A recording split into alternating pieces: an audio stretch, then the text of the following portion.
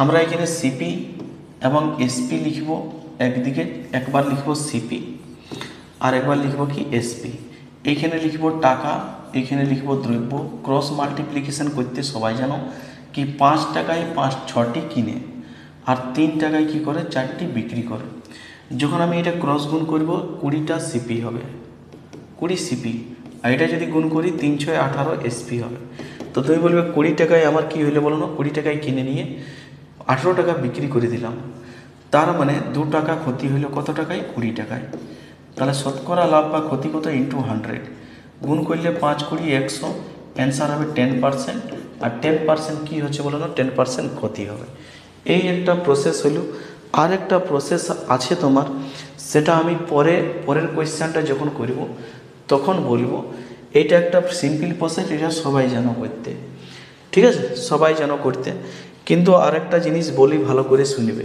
এরকমভাবে এত টাকায় এতটা কিনলো, এত টাকায় কটি বিক্রি করলে এত লাভ হবে, বা এত টাকায় কটি বিক্রি করলে এত টাকা লাভ হবে, কি এত টাকায় এত পার্সেন্ট ক্ষতিতে কিনলো, এত টাকা এত পার্সেন্ট ক্ষতিতে বিক্রি করলো, তাহলে কত। এই যে এই টাইপের কোয়েশ্চেনগুলো, এক ব্যক্তির টাকায় এতটি লেবু কিনে নিয়ে টাকায় কটি বিক্রি করলে এত পার্সেন্ট লাভ হবে। দেখো এরকম টাইপের প্রত্যেকটা কোয়েশ্চেন। 10 টাকায় এতটি কলা কিনে 2 ডজন কত টাকায় বিক্রি করলে তার 50% লাভ হবে। এই টাইপের আমি কোয়েশ্চেনের একটাই সিম্পল রুল বলবো, সবার ক্ষেত্রে তুমি করতে পারো এরকমভাবে। এটা তো হয়ে গেল ক্রস গুণে, তুমি করা যাবে, কোনো সমস্যা নাই, ঠিক আছে। তো পার্সেন্ট লাভ বা ক্ষতি বার করতে বলে ক্রস গুণ করে দিবে। দ্রব্য বার করতে বললে একটু আরও ঝামেলা হয়ে যায়। সেই জন্য আমি বলছি, দেখো শোনো ভালো করে, যেটা বলছি ভালো করে ধ্যান দিয়ে শুনবে। এখানে বলেছে 5 টাকায় 6টি কিনে মানে কত পার্সেন্ট বলো না, ক্রয় মূল্য কত, 100% লিখলাম। 3 টাকায় 4টি হিসাবে বিক্রি করলেও কত পার্সেন্টে বিক্রি করবে জানি নেই, সেটাকে আমরা কত ধরবো, X%। তো এইখানে যখন অনেক সময় টাকাটা বার করে দিতে বলবে কি এতটি প্রতি টাকা কত টাকায় বিক্রি করলে তোমার এত পার্সেন্ট লাভ হবে, কোনো সময় বলবে কি কটি বিক্রি করলে, তো যা বলবে সেটাকে X লিখবে। কিন্তু এখানে একটা জিনিস মনে রাখবে, এই যে টাকাটা সবসময় অপোজিট লিখবে। প্রত্যেকটা কোয়েশ্চেন আমি এখন করে যাব, এরকমভাবেই লিখে যাব, হ্যাঁ। টাকাটাকে অপোজিট লিখবে, মানে এদিকে 3 টাকা লিখব আর এইদিকে কি বলো না 5 টাকা লিখব। সব সময় আমরা টাকাকে অপোজিট লিখব, এইটা যেন মাইন্ডে থাকে। টাকা অপোজিট সাইডে বসবে, বেশিবার কাটো শুধু। 4 5 20, 5 20 100, 5 6 30, 5 6 30, দাঁড়াও একটু, ঠিক আছে। 5 6 30 আর 3 30 90%। তো তুমি বলবে কি X%-এর মান 90% বার হইল, তার মানে কিনেছিল তোমার 100 টাকায় বিক্রি করলো 90%, মানে 10% কী হইল, ক্ষতি হয়ে গেল। বেস্ট মেথড এইরকম টাইপের যত কোয়েশ্চেন থাকবে তুমি এই টাইপটা ইউজ করতে পারবে। যত টাইপের কোয়েশ্চেন থাকবে এরকম, দেখো এইখানে তারপরে কোয়েশ্চেনে দেখো 17 নম্বরে, দেখো ভালো করে 17 নম্বর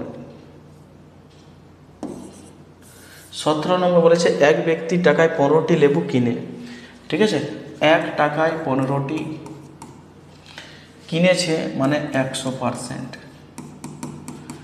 টাকায় কটি, 1 টাকায় কটি মানে Xটি, বিক্রি করলে 25% লাভ মানে 125%। আরামসে বোঝা গেল, কোনো যেখানে ঝামেলা নাই। এইবার দেখো শোনো, এটা 125 লিখেছি, 125%। এবার এখানে যেটা বলছি শুনবে, কি টাকাটা সমান আছে, সেম আছে, এক টাকা আছে, একে অপোজিট লিখলেই কি না লিখলেই কি, ঠিক আছে, একে অপোজিট লিখলে কি না লিখলে কি, এক পাল্টালেও সেম থাকবে, এখানে কোনো ঝামেলা নাই। এখানে 25 বারে 4 25 100, এটা 5 25 100, 3 5 15 3, তার মানে X-এর মান হয়ে গেল 12, মানে টাকায় 12টি তোমার বিক্রি করতে হবে। এক লাইনে অ্যান্সার হবে। বেস্ট অফ বেস্ট মেথড বলি তোমাদেরকে আমি, এর থেকে যথা থেকে একদম পুরো খুঁজে রিসার্চ করে, ঠিক আছে, বহুত রকমভাবে চেষ্টা করি, তারপরে তোমাকে বহুতবার করি, অঙ্কটা দেখি, তারপরে আমি তোমাকে বেস্ট ট্রিকটা বলি, ঠিক আছে। আমি তোমাদেরকে পড়ানোর আগে নিজে পড়ি, ঠিক আছে। এরকমভাবে এর যথায় ভাষণ মারতে চলে আসিনি, দেখো ভালো করে, তারপরে পরের কোয়েশ্চেন। 10 টাকায় 9টি কলা কিনে 2 ডজন কত টাকায় বিক্রি করলে? ঠিক আছে, কত হবে? 50% লাভ হবে। 10 টাকায়, দেখো টাকাটা আমি পরে চেঞ্জ করবো, হ্যাঁ এখন লিখে নিচ্ছি। 10 টাকায় 9টি কলা কিনে, নাহলে বুঝতে পারবে না। 100%, ক্রয় মূল্য 100%। 2 ডজন কত টাকায়? 2 ডজন মানে 24টি, কত টাকায় মানে x টাকায়। ঠিক আছে, এইটা টাকা বটে, এইটা টাকা বটে এইখানে, এইটা এইখানে টাকা বটে, মনে রাখবে। তার 150% লাভ হবে, মানে এখানে 150। তো এইখানে বললাম কি টাকাটা অপোজিট করব, মানে এখানে এক্স লিখব আর এইখানে 10 লিখব। এটা মাইন্ডে রাখবে, টাকা অপোজিট সাইডে বসবে। তাহলে এখানে কাটো 50 2 আর এখানে 3 50। ঠিক আছে, 50 2 এখানে 3 50। এখানে দেখো 3 3 9 3 আর 3 2 6 4 6 24। ঠিক আছে, তাহলে এক্সের মান হয়ে গেল 40, এক্সের মান হয়ে গেল 40। ঠিক আছে, এক্সের মান হয়ে গেল 40, সেটা তোমার অ্যান্সার হবে। বলো, এর থেকে ইজি আর হবে নাই, এর থেকে ইজি আর করবারও কোনো উপায় নেই। এরপরে 9 নম্বর, এর থেকে ইজি একটাই আছে, এর থেকে ইজি একটা প্রসেস আছে আমি জানি। এর থেকে সব থেকে ইজি প্রসেস হইল কি, পরীক্ষা ছেড়ে দেবে, এটা হলো সব থেকে ইজি প্রসেস। এর থেকে ইজি হবে না। 1 টাকায় 12টি কলম বিক্রি করায় 4% ক্ষতি হয়। তাহলে 1 টাকায় 12টি, 4% ক্ষতি 96। ঠিক আছে, টাকায় কটি, মানে 1 টাকায় কটি এক্সটি বিক্রি করলে 44% লাভ হবে, 144। 144, 44% লাভ মানে 144। এবার তুমি বলবে টাকাটা চেঞ্জ করবো, টাকাটা চেঞ্জ করে কি করবে তুমি? দুটোই তো 1 টাকা আছে, থাকিয়ে যুগ। ঠিক আছে, উল্টা থাকলে, অন্য থাকলে তুমি চেঞ্জ করতে। এখানে 12 12ই 144, 8 12ই 96, মানে এক্সের মান হয়ে যাবে 8। এর থেকে আর বেস্ট কী পাবে? ঠিক আছে, চলো পরের কোয়েশ্চেনে 20 নম্বরে চলে যাও। 20 নম্বরে দেখো, 100 টাকায়